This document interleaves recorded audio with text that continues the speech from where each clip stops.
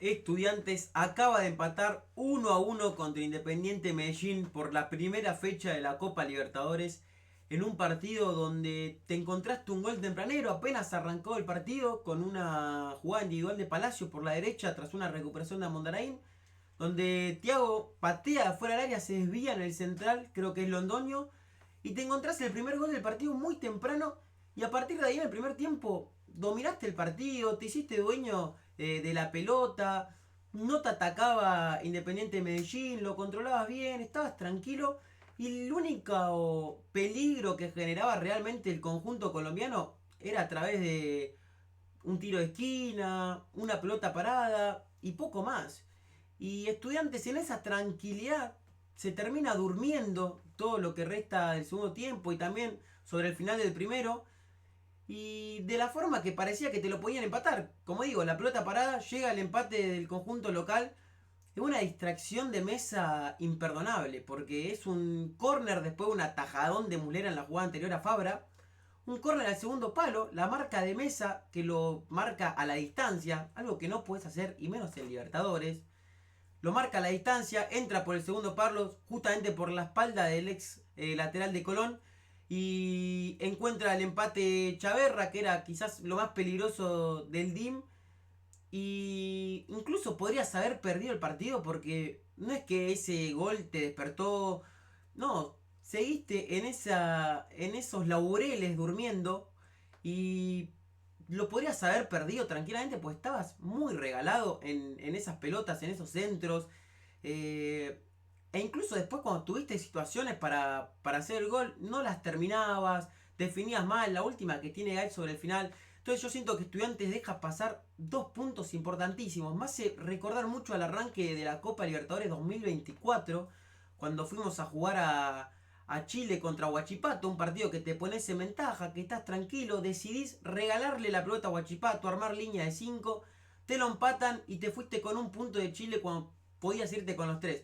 Este me parece un poco más similar, con un poco más quizás de cualidad en el rival, ¿no? Que te tiró la cancha encima, te empezó a bombardear a centro, vio que eras muy flojo en la pelota parada y decidió explotar esa virtud de ellos.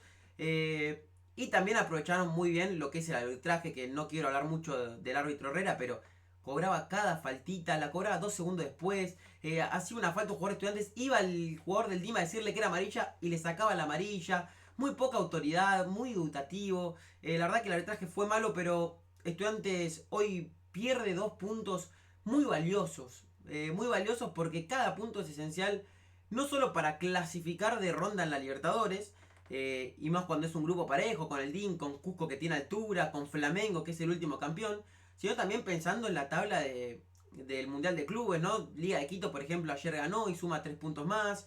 Entonces, Estudiantes tiene que sumar por las dos tablas, ¿no? Y hoy deja pasar una oportunidad enorme. Y más sabiendo que Flamengo va ganando su partido contra Cusco de visitante. Y ya te deja una posición quizás más pensando en el segundo puesto. Lo cierto es que Estudiantes tiene que ir a ganarle al equipo peruano en lo que es el partido de la fecha 2 de local.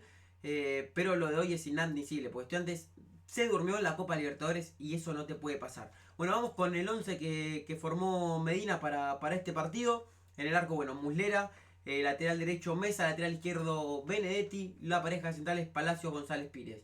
Doble 5 con Mikel Amondaraín y Piovi. Un poco más adelante teníamos a Farías como de enlace. Por la derecha Palacios, por la izquierda C3. Y de punta teníamos a Guido Carrillo, que en la previa no se sabía si iba a jugar porque estaba con un malestar estomacal, intoxicado. Le pasó a varios jugadores, pero Guido era de los que peor le había caído. Finalmente terminó siendo titular. Y el DIM fue con un equipo muy ofensivo, muy no muy ofensivo, sino que un equipo ancho, ¿no? Que buscaba atacar con los laterales, con dos volantes muy abiertos y tirar centros constantemente. Apenas arrancó el partido, como digo, Mikel recupera una pelota sobre la derecha, se la da a Palacio que saca un tipo de encima, le gana en velocidad a Serna, creo que es, patea de afuera del área y se desvía en uno de los centrales y termina entrando la pelota por arriba del arquero en una jugada totalmente fortuita.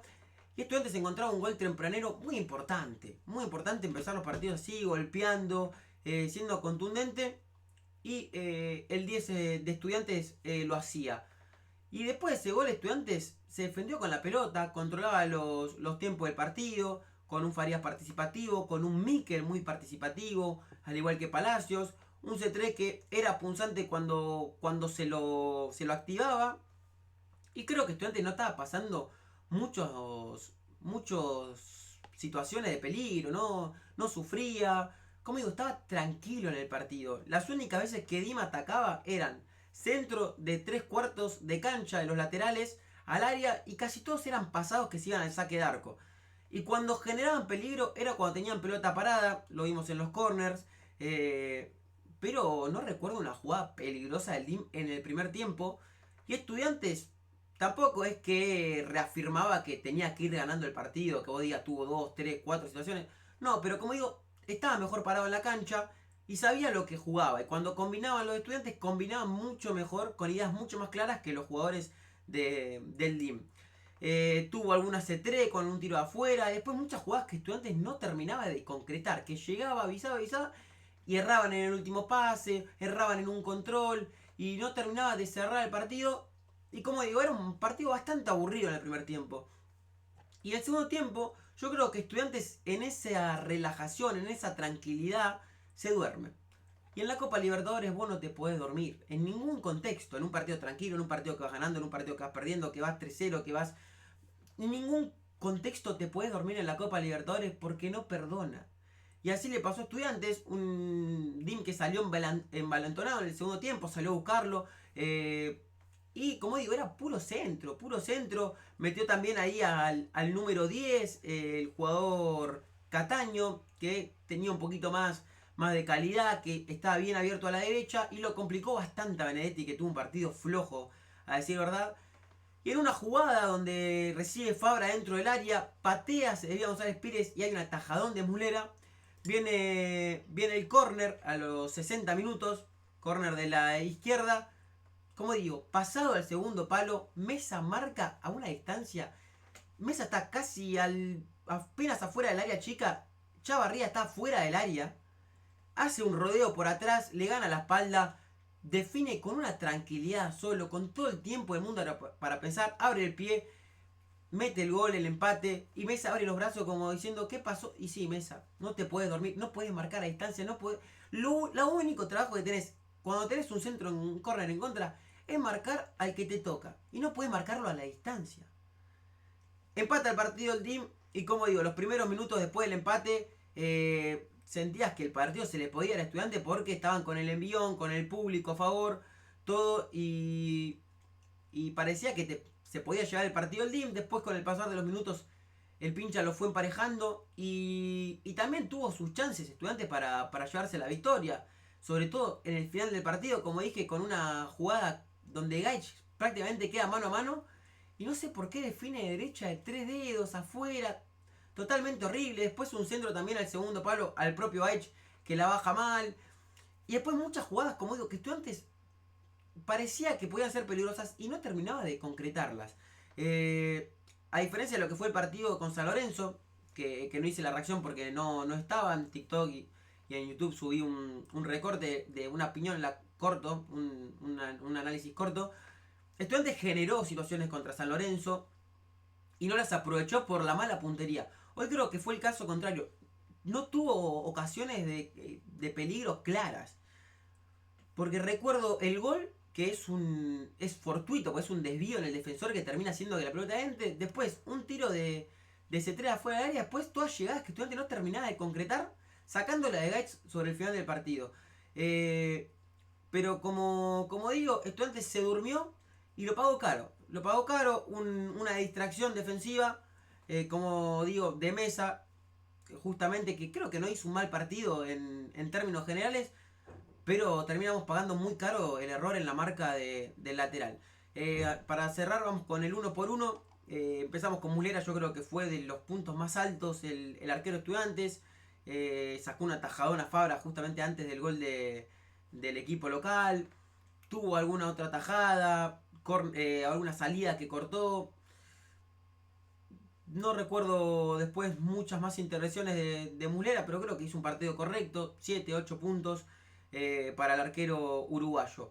Mesa, como dije, no me parece que hizo un partido malo, pero el error en la marca, en el córner, que termina siendo el gol del empate del DIM, hace que desapruebes este partido. Yo no puedo aprobar nunca a un jugador que pierde la marca así y justamente termina en el empate del conjunto local. 5 puntos a Mesa, incluso creo que estoy siendo generoso con esos 5 puntos, le podría dar menos. González Pires, no me convenció el partido González Pires porque hizo mucha falta. A pesar de que el árbitro cobraba cada toquecito, vos ya sabés cómo es el árbitro con el pasar de los minutos. Entonces dejás de hacer esos toques innecesarios que sabés que el árbitro te va a cobrar falta. Entonces creo que un tipo con la experiencia de González Pires no puede conceder tantas faltas cuando era lo más peligroso que tenía el rival. Flojo partido también de González Pires, 5 puntos para él. Creo que la defensa fue de lo peor junto a Benedetti en términos defensivos de jugadas a lo largo del partido, no puntuales. Palacios creo que tuvo un partido firme, sacó de arriba, cortó de abajo. Lo de siempre, Palacios, que tiene una por partido que decís para qué. Que es la amarilla que se gana en el primer tiempo, una jugada que está ocurriendo en la izquierda del ataque colombiano. Y en el medio te cobran una falta porque Palacio fue a chocarlo a Chavarría, pegarle totalmente innecesario, porque le regalas un tiro libre peligroso al rival y te ganaste la amarilla. Que tiene una por partido Palacio de esta. Algo que tienen que corregir urgente, porque no puede ser que se ganen la amarilla de esas formas tan sonzas, por no decir otra palabra. Pero después defensivamente muy firme, es lo que siempre digo, Palacios está siempre 6-7 puntos y de ahí no baja. Benedetti sufrió muchísimo el segundo tiempo, creo que el primer tiempo dentro de todo lo aguantó bien, pero cuando le pusieron a Cataño sufrió muchísimo. Lo gambetearon, casi es un penal, no podía pararlo, le hacían 2 contra 1 constantemente. Sufrió muchísimo Benedetti y creo que tuvo un partido peor que Mesa en términos generales. Así que también 4 o 5 puntos para el lateral de Estudiantes. Seguimos con el mediocampo, Piovi a Mondarain. Creo que estuvieron los dos a un nivel bastante parejo entre ellos. A mí me gustó un poquito más Mikel porque tenía más despliegue, porque recuperó más, participa en el gol. Y Piovi creo que fue de más a menos en el partido. Se fue cayendo. Faltó esos momentos que él se hace líder del equipo y te controla los tiempos. Me faltó recuperación de él. Es verdad que se jugaba mucho por las bandas. Entonces Piovi en esa recuperación no participaba mucho. Pero me faltó un poco más de liderazgo en el medio del campo por parte de Piovi, que ganó una amarilla también de una forma boluda, peleándose en el área con uno de los jugadores del DIM. Después Mikel, como digo, mucho más despliegue, participa en el gol. Creo que está un puntito por encima de Piovi, 7-6 puntos en ese orden. Después tenemos a Farías, que no me gustó el partido de Farías. Errático en jugadas, en algunas bien la participación, pero nada que ver al Farías que vimos contra San Lorenzo jugando de falso 9, donde participaba, bajaba, se gambeteaba 2-3 tipos, pateaba, generaba peligro realmente. Hoy estuvo muy flojo. La única clara que tuvo era para bajarla a Carrillo. Creo que la quiso bajar y se la dio al arquero. Perdió muchas pelotas después. Fue de más a menos en un más que fue muy bajo. Un más que fue 6 puntos. Así que se queda ahí, 5 puntos para Farías, desaprobado el partido del ex hombre de Colón. Después tenemos a Cetré por la izquierda. Creo que tuvo algunas apariciones buenas. Me faltó quizás ayudarlo un poco a Benedetti en algunos retrocesos. Y tal vez estuvo errático en alguna jugada donde tenía que soltar más rápido la pelota. Recuerdo una que recibe en 3/4 a pase de Piovi. Tenía pase por izquierda, pase por derecha, pase por el centro. Decide esperar un segundo más, se la da Farías cuando ya está en offside y había frenado. Después tuvo un tiro al arco, generó una amarilla en una jugada que gana. Esa misma falta que genera la patea y la patea muy mal. 6 puntos y medio, C3, 7, no pasa de ahí. Y después tenemos a Palacio, que creo que fue lo mejor de Estudiantes, encontrando el gol rápido, haciéndose dueño del equipo, pero con el pasar de los minutos se iba notando el cansancio. Un jugador que viene jugando mucho también, que tiene mucho despliegue también hacia atrás, ayuda mucho en lo que es la marca, y más cuando había un Fabra que pasaba constantemente al ataque. Pero 7 puntos y medio, rozando el 8, más no le puedo dar. Y después tenemos un Guido que tuvo algunas intervenciones buenas en el primer tiempo, pero en el segundo tiempo no tocó la pelota prácticamente. Había momentos donde Estudiantes agarraba la pelota, la tenía Farías, Cetere, enganchaba para adentro, iba, la llevaba y Carrillo se quedaba esperando atrás en vez de pisar el área. Guido, pisá el área, sos el 9, tenés que ir al área. No sos un jugador que encima tenga un remate de afuera bueno. No, sos un jugador de área, tenés que ir al área en esas jugadas. Y tampoco se lo notó al 100% desde lo físico. Y como digo, a Estudiantes le faltó quizás más presencia en el medio. Eh, y, y tuvo algunos puntos muy bajos. No me gustó el partido de Estudiantes hoy. Como digo, noté que se durmieron en el partido, que se vio muy cómodo, se vio muy relajado. Y en esa relajación el DIM le terminó empatando el partido. Sin mucho, ¿no? Porque el DIM no es un equipo que vos digas que tiene un equipazo, que juega muy bien. No, un equipo básico. Abre a los laterales, abre a los extremos y te tira centros al área. Equipo básico, simple, pero que hoy fue efectivo y le funcionó para llevarse el empate. Nada, díganme qué opinan del partido de Estudiantes. Próximo lunes frente a Unión en La Plata. Partido que tendremos antes de lo que es Cusco, si no me equivoco, el día jueves. En esta seguidilla de partidos que Estudiantes tiene que ganar, sí o sí, porque el Liga viene perdiendo 3 partidos. Se le empiezan a acercar todos los perseguidores de atrás y tenés que empezar a sumar. Así que nada, díganme qué opinan, como les dije recién. Síganme en todas mis redes sociales, Pedro70. Estamos haciendo contenido casi todos los días en TikTok, en YouTube Shorts. Y de vez en cuando, cada 1 o 2 días, hacemos stream en Kick. Así que pueden ir a verlo. Nada, eso. Estudiantes pierde hoy un partido insólito porque a pesar de que fue un empate, pierde 2 puntazos.